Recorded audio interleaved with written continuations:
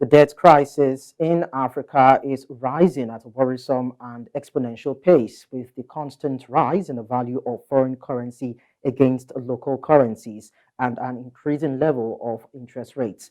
With numerous interconnected economic crises, economists on the continent are now calling for a major structural adjustment at a recent conference by the International Development Economics Associates in Accra, Ghana. The conference, which will run for 4 days, seeks to address African debt crisis and reform of the international financial architecture. And joining me on the news to discuss this is News Central's correspondent Adesewa Odusoga. Adesewa, thank you so much for availing yourself at this time.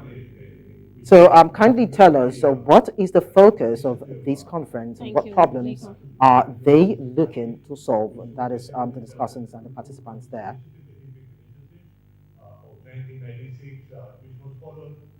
All right, Lekan, thank you so much for having me on the news. Now, the focus of this conference is to address the current debt crisis happening on the African continent. As a matter of fact, 24 out of 55 African countries are currently faced with an imminent debt crisis, which is affecting the economic development and growth of these nations.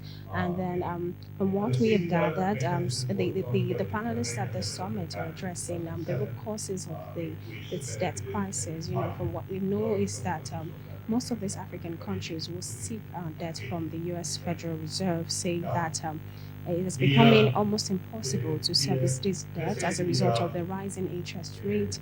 We recall that the U.S. Federal Reserve increased its interest rate about, 2 years ago at a point where it is becoming almost impossible for these African countries to pay back their loans. And then also the current devaluation of the local currencies in these African countries makes it impossible, for these African countries to, pay back these loans, which often comes in foreign currencies. And also, part of the deliberations here are that the role that the International Monetary Fund, that's or the global financial body IMF, is playing in debt servicing, and we know that this debt crisis is affecting the access to finance for African countries. It's also affecting financing its climate actions, and also the ability to be able to reach the sustainable development goals for 2030. And also, we also understand that there is a call to prevent a repeat of the 1980 scenario, where we understand that the U.S. Federal Reserve raised its key interest rates, just like we have it now, and its commodity prices, and this reflected on the export earnings in African countries, which declined exponentially. And then also that experienced the financial markets, the position of the exchange rate. And then they say that if this continues to happen, if more African countries continues to be unable to finance its debt as a result of the structures that's laid down by the global financial bodies, and then also the Western economies like the US, the France, Germany, and the likes, Africa might forever be indebted to these Western countries, and then it might also affect, like I said earlier, its access to financing its climate actions, which is sustainable goals for 2030, and as well as aiding the economic growth and development amidst the external shocks that is currently happening,